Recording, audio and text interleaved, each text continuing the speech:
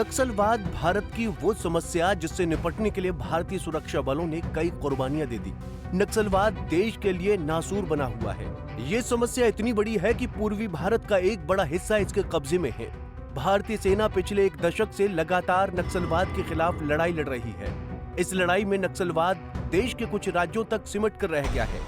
ऐसे में भारतीय सेना पर नक्सलियों के घातक हमले ने फिर दहला दिया है। नक्सलियों के इस अटैक में सेना के 8 जवान शहीद हुए हैं। दरअसल छत्तीसगढ़ के बीजापुर में दंतेवाड़ा में सेना के वाहन को नक्सलियों ने आईईडी से उड़ाया है।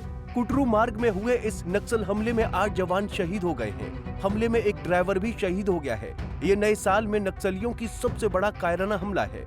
ये हमला ऐसे समय में हुआ है जब देश के गृह मंत्री साफ कह चुके हैं कि 2026 तक भारत नक्सलवाद से मुक्त होगा। नक्सलियों के खिलाफ भारत सरकार और राज्य सरकारें सेना के सहयोग से मिलकर काम कर रही हैं। नक्सलबाड़ी से शुरू हुआ ये आंदोलन देश के कई हिस्सों में फैला है। 2019 तक भारत के 11 राज्यों के 90 जिले प्रभावित नक्सलवाद से प्रभावित थे। आइए समझते हैं नक्सलवाद की शुरुआत कब और कैसे हुई। नक्सलवाद की शुरुआत कब और कैसे हुई? नक्सलवाद की शुरुआत नक्सलबाड़ी गांव से हुई है। इसी गांव की वजह से इसे नक्सलवाद का नाम मिला है। नक्सलबाड़ी पश्चिम बंगाल में स्थित एक गांव है। उस समय की कम्युनिस्ट पार्टी के नेता चारू मजूमदार और कानू सान्याल ने 1967 में जमीन अधिग्रहण की लड़ाई के लिए एक सशस्त्र आंदोलन शुरू किया। मजूमदार चीन के कम्युनिस्ट नेता माओ त्से तुंग से प्रभावित थे। वर्ष 1969 में भूमि अधिग्रहण को लेकर पूरे देश में सत्ता के खिलाफ एक व्यापक लड़ाई शुरू की। इसका नतीजा हुआ कि बंगाल में कांग्रेस सत्ता से बाहर हो गई। 1977 में पहली बार कम्युनिस्ट पार्टी ने सरकार बनाई और ज्योति बसु मुख्यमंत्री बने। नक्सलवाद के खिलाफ भारत सरकार शुरू से प्रखर रही है। नक्सल के खिलाफ केंद्र सरकार ने 1971 में क्या स्टीपेल चेज अभियान चलाया। इस अभियान में 20,000 नक्सली मारे गए। इसके बाद 2009 में ग्रीन हंट अभियान चला। इस अभियान में पैरा मिलिट्री बल तथा राष्ट्रीय पुलिस ने भाग लिया। ये अभियान छत्तीसगढ़, झारखंड, आंध्र प्रदेश तथा महाराष्ट्र में चलाया गया।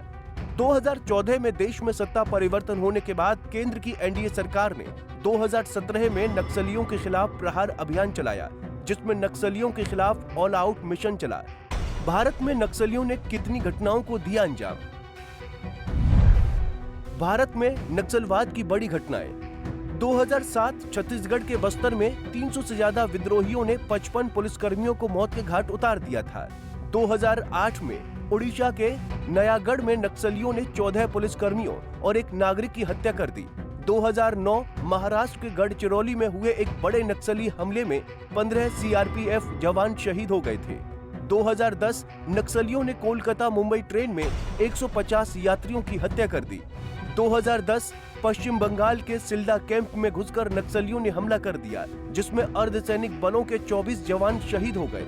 2011 छत्तीसगढ़ के दंतेवाड़ा में हुए एक बड़े नक्सलवादी हमले में कुल 76 जवान शहीद हो गए, जिसमें सीआरपीएफ के जवान समेत पुलिसकर्मी भी शामिल थे। 2012 झारखंड के गढ़वा जिले के पास बरीगड़ा गांव में 13 पुलिसकर्मियों की हत्या कर दी गई। 2013 छत्तीसगढ़ के सुकमा जिले में नक्सलियों ने कांग्रेस के नेता समेत 27 व्यक्तियों की हत्या कर दी। 2021 में छत्तीसगढ़ के बीजापुर में सुरक्षा बलों के 23 जवान शहीद हो गए और 31 जवान घायल हुए। 2024 छत्तीसगढ़ के सुगमा के जोनागुड़ा अलीगुड़ा क्षेत्र में कोबरा, डीआरजी और एसटीएफ के जवानों पर हमला किया, जिसमें 3 जवान शहीद हो गए और 15 जवान घायल हुए। 6 जनवरी 2025 में सेना की गाड़ी को आईईडी से उड़ा दिया गया, जिसमें 8 जवान शहीद हो गए। बहरहाल नक्सल के खिलाफ भारतीय सुरक्षा बलों की लड़ाई जारी है। भारत सरकार और सुरक्षा बल कई तकनीकी उपकरणों और सरेंडर कर चुके नक्सलियों की सहायता से छानबीन का काम कर रहे हैं। नक्सल प्रभावित क्षेत्रों को इनके आतंक से मुक्त कराने की ओर तेजी से बढ़ रही है, जिसका नतीजा है कि अब नक्सलियों ने सुरक्षा कर्मियों पर अपने हमले बढ़ा दिए हैं। आने वाले दिनों में नक्सलवाद के खिलाफ सुरक्षा बलों की लड़ाई किस दिशा में जाती है, इस पर सबकी नजर बनी रहेगी। Bureau report, Punjab Kesari TV. हमसे जुड़े रहने के लिए हमारे YouTube चैनल को सब्सक्राइब करें और नई वीडियो की नोटिफिकेशन के लिए बेल आइकॉन को दबाएं।